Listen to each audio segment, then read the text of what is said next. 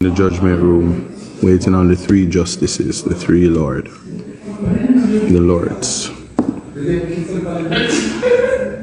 And the US is a hoa head.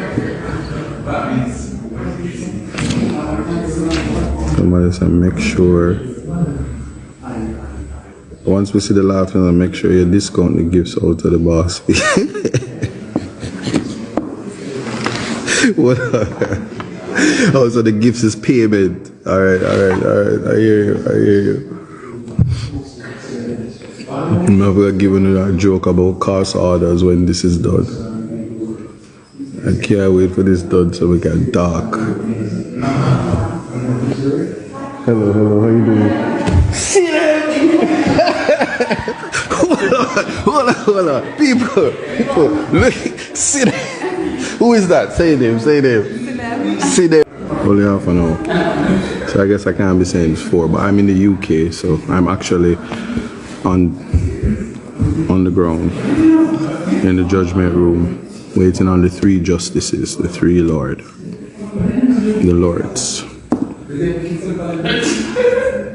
And the US is a hoa head.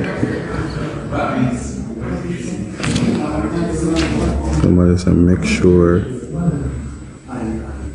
Once we see the laughing, make sure you discount the gifts out to the boss. What? Oh, so the gifts is payment. Alright. I hear you. I'm never giving you a joke about cost orders when this is done. I can't wait for this done so we can talk.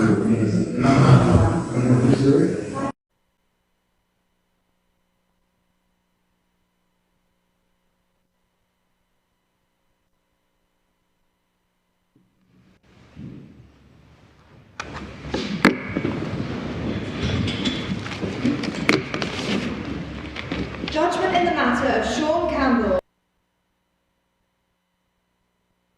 Adidja Palmer, Kahira Jones and Andre St. John against the King. On the 13th of March 2014, following a 64-day jury trial in the Home Circuit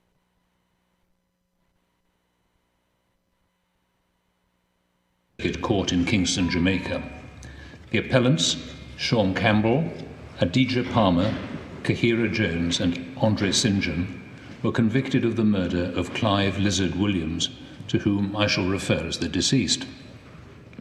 At trial, the prosecution case was that the deceased and another man, Lema Chow, had been given two unlicensed firearms belonging to Palmer for safekeeping.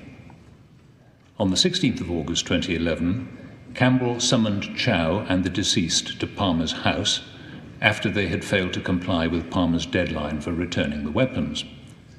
The prosecution alleged that they were met on arrival by Palmer, Jones and St. John, and that Chow and the deceased were both attacked, after which Chow saw the deceased lying motionless on the ground with Jones bending over him. Chow escaped, but the deceased was never seen again. Police attended Palmer's house on the 22nd of August 2011. They noticed the house smelled of disinfectant. On the 25th of August, they cordoned off the perimeter wall, treating the premises as a crime scene. When they returned on the 27th of August, they found that the entire interior of the house had been destroyed by fire. On the 29th of August, police forensics reported a foul odor emanating from the living room. On a further visit on the 30th of September, it was discovered that the rear of the house had been demolished. Police dug at the premises but did not find a body. The police seized the mobile phones of Palmer and St. John.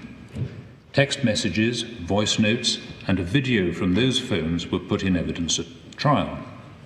The prosecution also relied on telecommunications data which the police had obtained from Digicel, a communications provider. The prosecution case was that the mobile phone evidence and telecommunications data, taken as a whole with Chow's evidence, proved the fact of the killing, the reason for the killing, the method of disposal of the deceased's body, and the identity of at least one of the killers, namely Palmer. The 4 appellants each denied murdering the deceased. At trial, the appellants objected to the telecommunications data being admitted as evidence. They argued that the data was inadmissible because it had been obtained in breach of the Interception of Communications Act and the fundamental right to the protection of privacy of communications guaranteed by the Charter of Fundamental Rights and Freedoms contained in the Jamaican Constitution. The judge admitted the evidence. He ruled that the data could be relied upon by the prosecution even if it had been obtained in breach of the Charter or the Interception of Communications Act. Over the course of a 64-day trial, there occurred a series of incidents involving the jury. The jury was reduced to 11 members after a juror was discharged almost 8 weeks into the trial. On the final day of the trial, it was brought to the judge's attention that a member of the jury, who will be referred to as Juror X, had attempted to bribe other members of the jury. The judge questioned the jury forewoman, who stated that Juror X had offered bribes to each of the other jurors to acquit the appellants. The judge asked counsel for the prosecution and the defense if the trial could continue. It would not have been possible only to discharge Juror X, because under the Jury Act, a trial for murder cannot continue with fewer than 11 jurors. The judge decided to proceed with his summing up and gave a direction to the jury, reminding them of their function. The jury retired to consider its verdict at 3:42 p.m.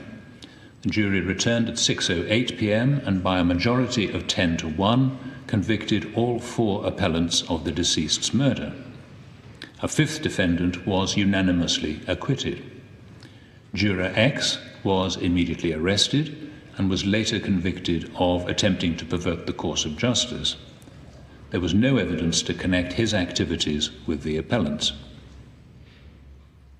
The appellants appealed against their conviction to the Court of Appeal of Jamaica, which dismissed their appeals. The Court of Appeal granted permission to appeal to the Judicial Committee of the Privy Council on 3 grounds, which were, first, that the trial judge failed properly to inquire into allegations of juror misconduct. Secondly, that the trial judge departed from standard practice in inviting the jury to retire to consider their verdict so late in the day, putting undue pressure on them to reach a verdict. And thirdly, that the trial judge erred in admitting the telecommunications data because it had been obtained in breach of the Interception of Communications Act and the Charter. The Judicial Committee of the Privy Council has unanimously concluded that the appeals should be allowed and the appellant's convictions should be quashed on the ground of juror misconduct, and that the case should be remitted to the Court of Appeal of Jamaica to decide whether to order a retrial of the appellants for the murder of Clive Williams. The Board has considerable sympathy with the dilemma faced by the trial judge on the final day of a long and complex trial. Following the allegations of bribery, he had either to continue with the 11 remaining jurors or to discharge the jury. Despite this, the Board considers that the approach taken by the judge was a material irregularity in the course of the trial, which makes it necessary to quash the convictions. This is for 3 reasons. First, the direction to the jury on the final day was inadequate to save the situation. The judge simply reminded the jury that they had sworn or affirmed that they would return verdicts in accordance with the evidence they had heard in court. The judge did not refer to the alleged bribery, of which, if the allegations were true, the jurors were already aware. Secondly, the trial continued with the allegedly corrupt juror serving as one of its 11 members. In the Board's view, there should have been no question of allowing Juror X to continue to serve on the jury. Allowing Juror X to remain on the jury is fatal to the safety of the convictions which followed. It was an infringement of the appellant's fundamental right to a fair hearing under the Jamaican Constitution.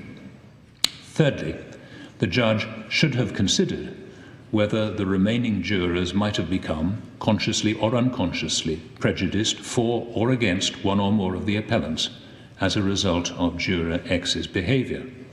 For example, there was a danger that the attempted bribe could have made the other jurors overcompensate, consciously or unconsciously, if they assumed that the offer must have come from one of the appellants and that therefore they must be guilty. The judge took no account of this risk. The board is very mindful of the serious consequences which may flow from having to discharge a jury shortly before the end of a long and complex criminal trial. It is also very conscious of the danger of deliberate attempts to derail criminal trials by engineering situations in which it is necessary to discharge the jury. In England and Wales, there is legislation which allows a judge in certain situations to discharge a jury because of jury tampering and to continue the trial by judge alone. There is no such legislation in Jamaica. It follows that there will be occasions where, as in this case, a court will have no alternative but to discharge a jury and end the trial in order to protect the integrity of the system of trial by jury. In view of its conclusion on the issue of juror misconduct, the board holds that it is not necessary to express a concluded view on the other two grounds of appeal. For these reasons, the appellant's appeals should be allowed. The court is now adjourned.